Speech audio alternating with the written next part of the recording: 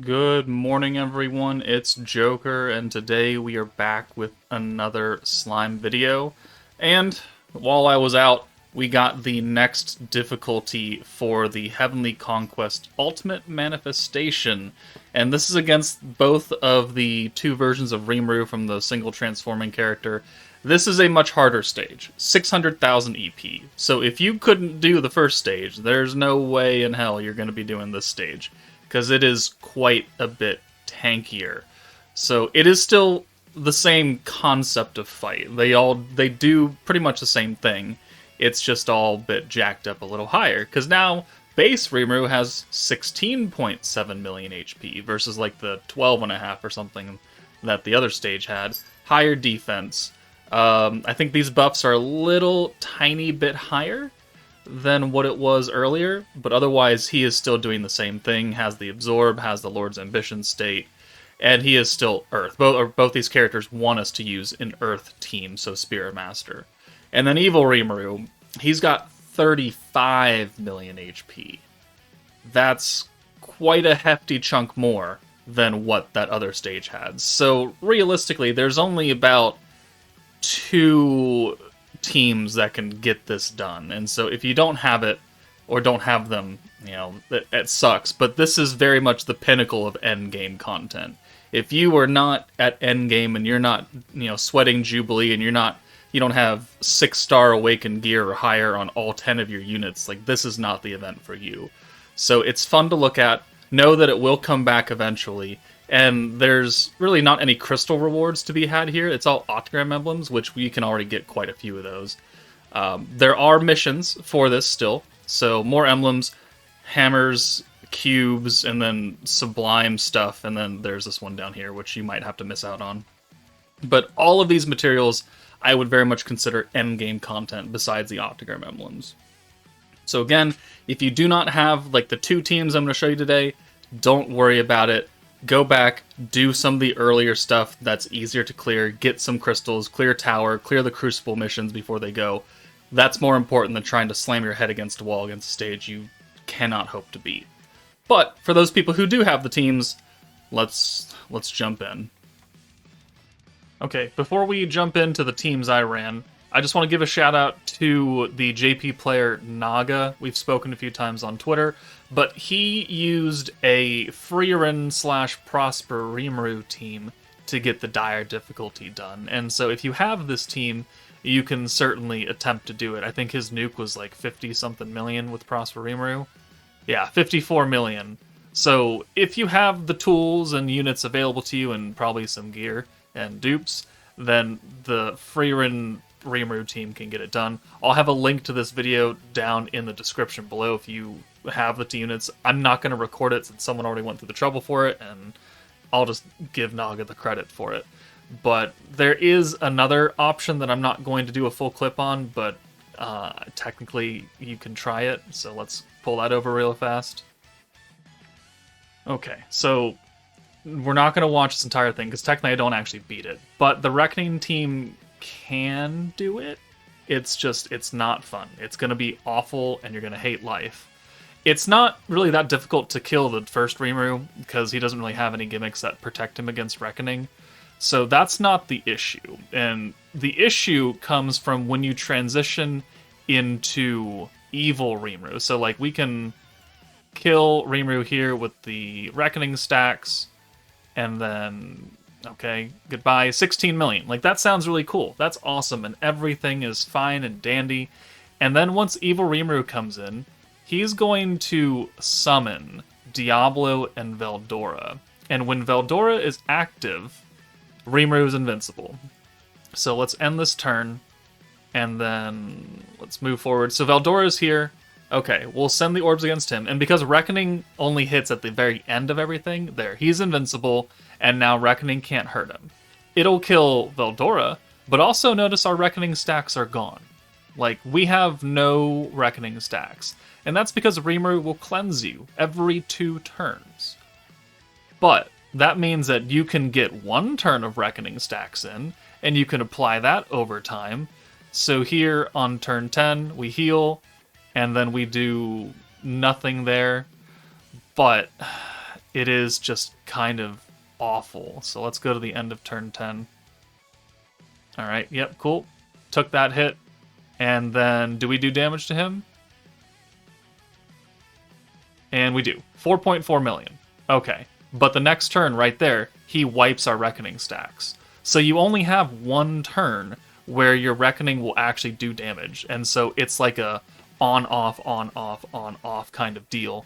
And you're going to have to deal with that for the entirety of the fight. So you're going to have to deal with getting one turn of Reckoning stacks, whatever you can really manage out of your skill points, and then put it on, and then do 2 million, 3 million damage, and then do it over again. So technically you can do it. It's not fun. So if you really have to do it, then be my guest, but I'm sure as hell not going to finish this. So let's move on to the actual teams I used. Okay, so I've got the two teams for you today. We've got the full magic team, and then the next couple will be the full physical. This also has the free-to-play Ritas, so we get that free-to-play unit mission done. Everyone will live. This is obviously the team that is meant to be used for this fight, being the new Earth DPS team. So if you have this, or you have some semblance of the team, maybe you don't have Rimuru, it's not that big a deal. You can still kind of get through it, but it's going to do the job. Even with the free-to-play character, Leon and Rimuru will do the 12 or the something million and then the 30 million damage fairly easily. In fact, I don't even think I used the Rimuru debuff on the nuke turn against Evil Rimuru. I don't think I have the points for it, but it's still enough to kill. So I think I don't know. I don't know if you guys want me to narrate this entire 10-minute clip, because we're going to go quite a ways to ensure we can get the kill. And it's also maybe giving people some grace period to show that you can live and you can keep on stacking. You don't have to try and nuke turn 8, turn 9 and get the job done. Like, you can go further and further into the fight. It's just that will you get that turn 12, turn 14 mission done? That's the kicker. But this is still a blue stacking team, so what you used in Beatdown Battle, what you used in Jubilee can certainly be applied here. If you have substitutions to be made because you don't have Rimuru, okay, bring Prosper Rimuru, bring Almizia, bring someone to help buff Leon, and so you can nuke twice with him. I can't give you options for every single person that's playing the game because I don't know what your box has, but if you are missing characters, bring someone else who can support your nuking character, whether that be Rimuru or Leon. You just got to find a way to make those Earth characters as strong as possible, while keeping in mind that sometimes some buffs are better than others. Sometimes, at least in this first part of the fight, sometimes you're sealed on a few things, so if you try and nuke while you're sealed, I think it's Synergy and Pierce, then obviously you're not going to get that, so it'll make your damage a lot lower. You just have to play into the gimmicks of the actual stage itself. So we have an Evil Rimuru ult fairly quickly, so he can go away. Because we know that Leon by himself can do the normal Rimuru's HP and nuke damage. So we don't have to have Evil Rimuru up front the entire time. We can, if you want to keep getting the ult resistance stacks, but remember the ult resistance stacks don't carry over to the enemy Rimuru when Phase 2 starts. They only get applied to the active character, which is this Rimuru. So it'll help you kill this one. It won't do anything for the other. And you can't stun anybody, so the stun strike doesn't matter, so you might as well keep the Velzard Frostbite skill as cheap as possible so you can at least benefit off of the debuff enhancement. But there's no real point in using that skill over and over and over again, because it is just a waste of SP. So we've sent Rimuru away. Let's go ahead and jump a little bit further into the fight. A little further as in, yeah, turn 7. We are getting continually more and more permanent weakness strike by sending the Velzard and Jean ults, and this will make both Leon and Rimuru stronger. So maybe if you don't have as much support, then you can try and substitute a different unit's support buff with just more permanent weakness strike stacks from the two ladies. And 453 points here, I think. Do we nuke here? No, we're going to go a little bit further. I think what we do is that we instantly take out this Rimuru, and then the next turn we try and get as much damage as possible on the Evil Rimuru, so it's a 1-2 punch. We don't have to go another 10, 12 turns into the Evil Rimuru fight to get the job done. And I think, yeah, here's where we're going to call it. Because we have the EX ult for Leon. We have 486 skill points. We have a decent hand right now.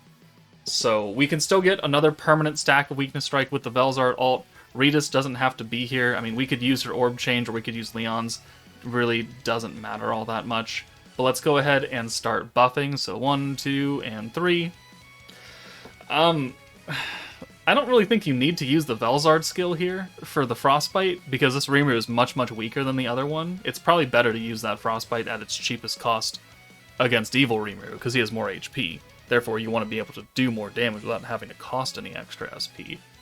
But let's go ahead and do this. Rimuru, all his debuff and everything, like, we don't need it for this stage, or this phase. So he's going to remain in the back. He's going to keep a lot of the buffs that we've used here. The Aegis rate, and then both of the Jean buff. So he's fairly ready to go. 2.3 million, and then Leon comes in with 34 million. So way too much power right there. That would have pretty much nuked down the second phase. And so if he can nuke down with that much damage, then we know that Evil Rimuru in the back, with his extra 120% ult damage for himself, can very easily get that job done. So he's already carrying the Jean buff, so forgive me for misplaying here because I click it again. We don't actually need it, so let's do the ult buff, and then we can take that Leon ult because he has 1 orb. Or you could take one of the 2 ladies out, it doesn't really matter. But we click it again, forgetting that he's already got it applied, so that's why I didn't have the skill points to use his debuff. Not that it matters, but Rimuru's gonna die. So this is a team that can get the job done quite obviously, and then if you have to make substitutions, you have to. And if you have none of this team, then you should probably just not try this stage out, because it's not going to be doable for you. And that's just the bare naked truth. This is pure endgame content. Yeah, 36 million right there. So there's the first team. That's the all magic with the free-to-play unit mission done. Let's move on to the all physical, which is going to take quite a few more turns. Alright, the last team is going to be the Warrior's Mind 1.0 and 2.0 kind of thing, with Protector Velzard giving us the extra damage against space enemies, plus the stacking attack, plus the blue stuff, and we've got Guy and Rimuru, who can change blue orbs. Violet can also change all the Primal Demon orbs, and we have 3 of them, so that'll work. And then the control stacks, Gobwa debuffs, Blanc will be our secondary DPS character. So this team is well-rounded, and it can do it. It's just gonna... It takes a while to really build up, because we don't really have a reliable ult rush, because we are at the mercy of the rainbow orbs and whoever has the most on whatever turn. So as long as you can play into that, you shouldn't have any problem, as long as you have enough points to nuke, back-to-back turns. Thankfully, at least for this run, we got very lucky with our orb RNG turn 1, because we did get a 6-hand of somebody, and it's also a Guy orb change. But because I want to stack, we're just going to do the Guy orb change, get the 6 blues. We'll bring in Gobwa. Maybe I should have brought in Violet. Whatever, it's fine. We win anyways. But the control stacks with Violet are going to be pretty essential to getting us extra power for both Blanc and Guy, because they're going to be our primary nuking characters. And if we can get control stacks almost every turn, then that's 30% extra weakness strike times however many turns it's activated. Plus we've got the massive buffs from Violet, debuff enhancement coming from Violet because the control stacks, the rainbow orbs, Blanc's massive buff, Guy's buff, Rimuru's buff, and then the Goblet debuffs. Gonna be pretty essential to us doing a butt ton of damage. And for this, I mean, I go way too far into the fight again because I'm playing maybe into the assumption that your units might be a bit weaker, but I still don't think I need to go that far, because Blanc does way too much friggin' damage on turn, 20 or something. But we are just stacking, and because this Rimuru is fairly tanky, it's okay to just send ults early and ensure you can get stacks of Velzard and get a lot of skill points amassed before actually attempting to nuke and move on to Evil Rimuru phase. Because again, the idea is that you don't spend that much time against Evil Rimuru.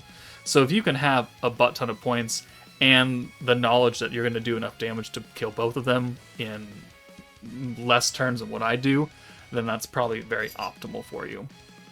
But for the first 5 or 6 turns, you're definitely going to want to stack pretty heavily to try and get as many skill points as possible. Maybe get an EX ult early, kind of half buff somebody and put them in the back. That way they already have stuff going on for them, and then bring them back in later on. So we're going to skip ahead. We are on now turn 10, and we are still stacking here, trying to make sure we can get enough damage. They have Lord's Ambition, which will cancel out the control stacks once in a while. So there may be turns where you apply control, but you don't actually get it, because it's currently being nullified by the Rimuru units. So here, we're going to get it. And if you can get 4 within 2 turns, right? So you can get 60%, which is huge. But you just got to make sure that you remember to click the button, and he doesn't put his Lord's Ambition and negate all 4 stacks at that time. So, alright, cheeky counter. Okay, fine, whatever. 1, 2. Control stacks kick in. Okay, so that's 30% right there on both Blanc and Guy. And we're going to jump ahead a little further, and we'll go to turn 15. And we're still here. So he has the Lord's Ambition. So control is active right now, but it's not doing anything for us because it's being negated. So we're going to do more blue stacks. Stacking, stacking, stacking. We are attempting to amass a large quantity of skill points. That way, when we do get the ults ready, we could use 300 points on one turn, and then still have enough when Evil Rimuru comes in and nuke him, because we still have a whole butt ton of skill points. That's what I'm attempting to do here. So I'm not trying to nuke early and then try and build back up with Evil Rimuru, because the Evil Rimuru phase is pretty annoying. You don't want to spend a lot of time in there, because he does call in Veldora and Diablo. Veldora keeps him invincible until you kill Veldora, and that can be very annoying. And then you've got Diablo, who's constantly buffing Rimuru. So you really don't want to spend that much time in that second phase. So the faster you can kill him, the better off you're going to be. So let's go ahead and jump a little further. Here we use the rainbow orbs to get us the EX ults, so we're very close to. We have a Blanc EX ult, so that's good. We're going to hold her in the back, because with the dark debuff that she has, she's going to output a lot more damage than what Guy is going to. So I'm fairly confident that we can get the job done with just a normal Guy ult 19 turns in. So we can start buffing here, and then we'll send Blanc away, who's going to have some of the buffs, not all of them, but some of them. And then we can nuke with Guy, get rid of this Rimuru, and we'll still have like 500 something skill points on turn 20 versus Evil Rimuru. So let's send 1, 2, 3, 4. Actually, let's take Blanc out. And then we have enough points to orb change, obviously. So let's do Guy and then Rimuru. That'll give us a full hand, plus the ult, so the follow-up orbs will definitely help. Because we don't actually kill 10 million, but then Guy's orb does 1.3, so that does enough damage. So now we can move on to Evil Rimuru, and instead of doing the whole rigmarole where he has his 2 allies and he heals and he's invincible and all that, we're just not going to worry about it. We've got 700 skill points to use. We don't need nearly that many to nuke, and so let's just rebuff everything. Blanc has the physical buff from Rimuru, but I want to get the debuff in, because it's going to be enhanced by the control stacks, and that'll just help Blanc do more and more damage. So let's apply that now, and then we can take Rimuru out, because unfortunately Violet doesn't have any orbs. So here, we'll bring Gobble in, we'll reapply her buffs, and the dark buff, and the Guy buff, which he didn't actually use last turn, so we would have killed in a one-shot had we actually been smart enough to use Guy's ult buff. Oh well, I mean, we still got it done, so that's proof of concept for you. One more stack of Velzard, and then we have a Guy ult again, and then we can nuke with Blanc, and it's way too much damage. So 30 million right there, and 95 million with Blanc. Highly unnecessary to go to turn 20 with that kind of damage output. But, you can see that we are doing a lot. So that is the all-physical team. We did the all-magic team with the free-to-play with the Spirit Master team. Again, these are very, very whaley endgame events. You need specific teams to do this, to do that kind of damage, and to survive. So, again, if you don't have these teams, don't worry about it. Do other events in the game, farm some crystals, do Crucible. But if you can use these teams, have at it. And if you found anything else that works for the dire stage, please let me know in the comments. But that's it from me. Take it easy, and I'll see you all later.